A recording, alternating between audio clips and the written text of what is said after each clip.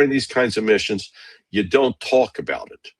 It's like the old movie Fight Club. You don't talk about first rule of Fight Club. You don't talk Yeah. about Fight Club. So you don't talk about it. You don't advertise it, and you certainly try to disguise your activity. But they didn't disguise sending these C-17s, 35 of them, to five bases that are homes for special operations forces. So I mean, it was open information. Everybody's tracking that.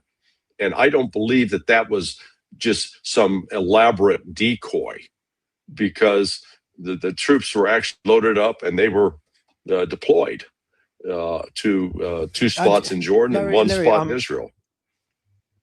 I just don't. I don't see.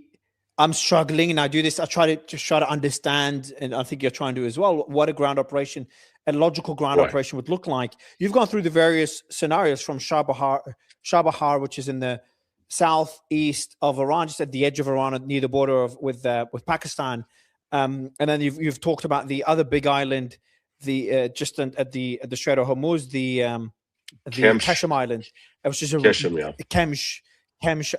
It's a massive island. That's what it's more of a country than an island. And then you've got the smaller islands, like the ones that are disputed with the UAE, the Bu Musa and the Tunub Islands, the Credit and Lesser Tunub. And then you go all the way down to the west of Kharg Island, which is near Kuwait. So you've got all these different options, and all of them, the objective would be, and obviously there's the talk about capturing the enriched uranium, but that's too Hollywood-like to even discuss. I think it's not really on the table. It's more of a bluff, to be honest. Yeah. So if you look at these options, all of them are just very, like, if you're not able to stop Iran militarily from striking the Gulf, from striking American bases, you talk about the strikes on the